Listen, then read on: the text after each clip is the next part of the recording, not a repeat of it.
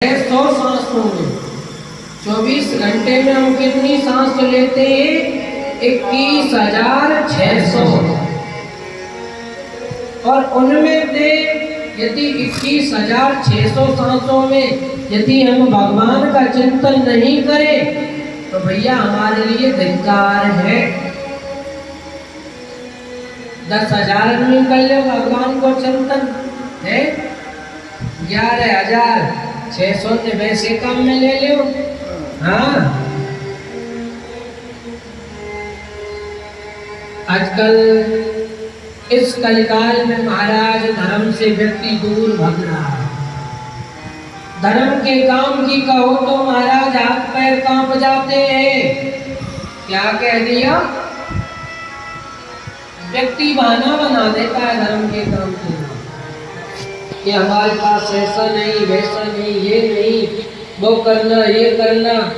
महाराज उस ठाकुर ने हमको इतना बड़ा किया, सर्वस्व सब कुछ हमको दिया। उस ठाकुर के लिए, उसकी कथा सुनने के लिए, उसके मंदिर जाने के लिए हम पे समय नहीं तो क्या है?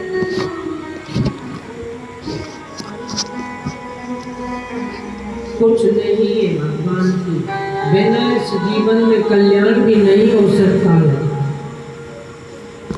पर लेकिन कोई बात नहीं, तुलसीदास जी भी कहते हैं कि जाकी रही भावना जैसी, प्रभु मूरत देखी तिन तैसी। जिसका जो विचार, जो भावनाएं वो जान सकता है, हम थोड़ी सबके मन की जानते हैं।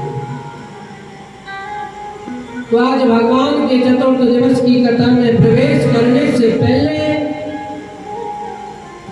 हम भगवान से विनती यही करेंगे कि गोविंद आपकी कथा हम सुन रहे हैं, पर लेकिन ऐसी कोई गलती नहीं हो जाए हमसे कि आप नाराज हो जाओ। भगवान हम बच्चे हैं, ना कुछ जानते, कुछ नहीं समझ है हमें, पर लेकिन फिर भी हम आपकी कथा सुनने आए हैं।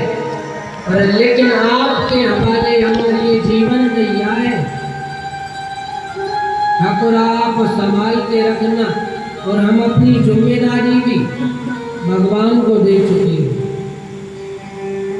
अच्छा, आप लोग यहाँ बैठे हो तो आपको अपने घर की चिंता नहीं करनी चाहिए। क्यों? क्योंकि उस ठाकुर को पता है कि जो भक्त गए, वो एक ब्राह्मण था महाराज, घर घर में जाकर के बड़ी सुंदर पूजा पाठ करता था। लेकिन जो अजामिल की पत्नी थी वो एक पतिव्रता नारी थी। अच्छा, कोई भी काम अजामिल यदि गलत करता है तो पत्नी कहती थी ऐसे नहीं, ऐसे होगा। तो पत्नी बहुत अच्छी थी, पतिव्रता नारी थी, सज्जन थी। और अजामिल भी भगवान का भगत था। भाई बाप प्रतिदिन भगवान के मंदिर में जाना, जल चढ़ाना, पूजा करना, पाठ करना, बैठ करके बड़े प्रेम से, और सभी भक्तों के घर जाकर के कथा सुनाना। एक दिन क्या हुआ, इस अजामिल के मन में विचार आया। ये अजामिल एक दिन चला गया भैया वन में। जब वन में गया तो उसने एक वैश्या को देखा। सुंदर वैश्या को देख करके वैश्या में मोहित हो गया। और जब मोहित हो गया ना तो वैश्या के साथ में विवाह करके घर लेकर के आ गया। जब वैश्या को घर में लाया तो क्या हुआ, जो पतिव्रता नारी की घर थी, वैश्या ने जाकर के उस पतिव्रता नारी को देखा और देख करके कहने लगी ये कौन है? अजामिल बोला ये मेरी ब्राह्मणी है, ये मेरी पत्नी है। उस वैश्या ने कहा कि मैं आपके साथ जब रहूंगी पहले अपनी इस ब्राह्मणी को घर से बाहर भगाइए, उससे पहले मैं नहीं रह सकती। अजामिल ने वेश्या में क्या देखा, सुंदरता देख करके मोहित हो गया कि कितनी सुंदर है। और आजकल इस कलकाल में केवल व्यक्ति सुंदरता ही देखते हैं, महाराज न गुण देखते कि कौन कैसा है, कैसे है, क्या है, कुछ नहीं, बस केवल दिखने में सुंदर होना चाहिए। और लेकिन ऐसा नहीं करना चाहिए। अजामिल ने उस वैश्या के कहने से पतिव्रता नारी को घर से बाहर निकाल दिया। एक पतिव्रता नारी को जो व्यक्ति घर से बाहर निकालता है ना, माई बाप वो कभी जीवन में सुखी नहीं पाता। वो दर दर की ठोकर खाता रहता है, भटकता रहता है। और वो जब अफसोस करता है, जब वो पत्नी चली जाती है, जब उसको याद करता है कि वो मेरी पत्नी थी, मैं किसके चक्कर में पड़ गया। पर लेकिन कहते हैं ना, जिसका विनाश नजदीक आ जाता है फिर उसकी बुद्धि विपरीत चलती है।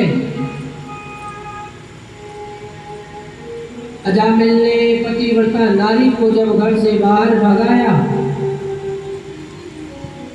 तो क्या हुआ, उसी समय वैश्या को अपने घर रखा।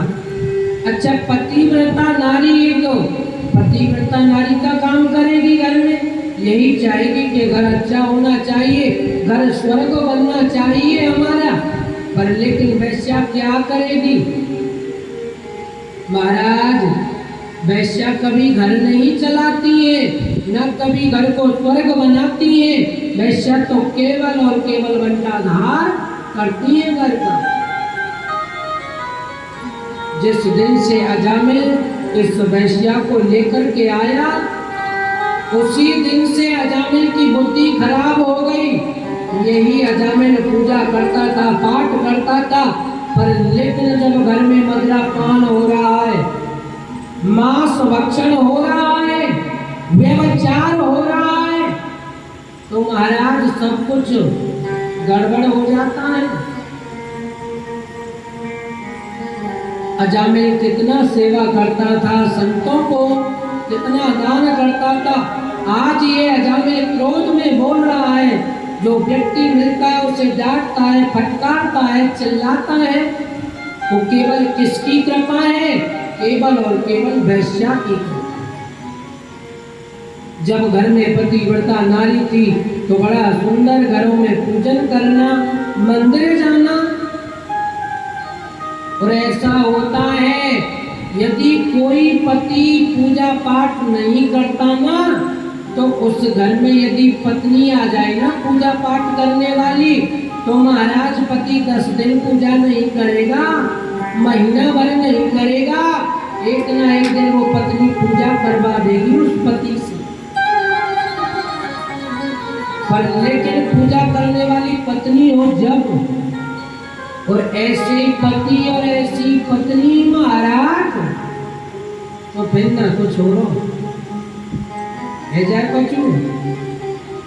और कोई कोई पति पूजा करने वाला मिल जाए, पत्नी नहीं मिले, तो पति ले आता है धर्म की राहों पर पत्नी को।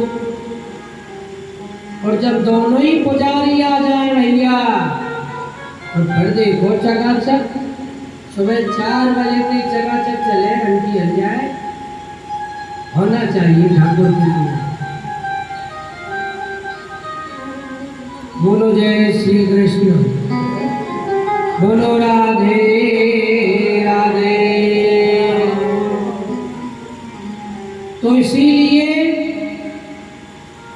ये बहुत सेवा करता था, पूजा करता था,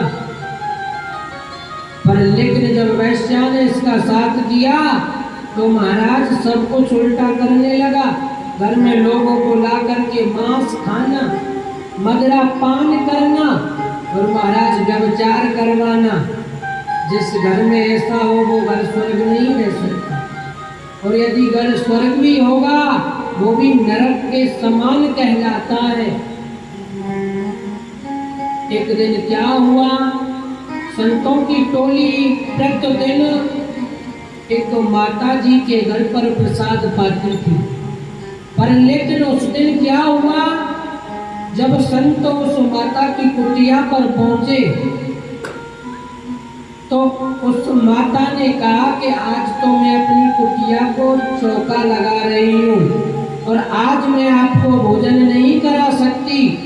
तो वो संत ने कहा कि अब क्या होगा, हम कहाँ पाएंगे प्रसाद, प्रतिदिन आप खिलाती हो, हमारा तो यही मन है कि आप ही आज खिलाओगी।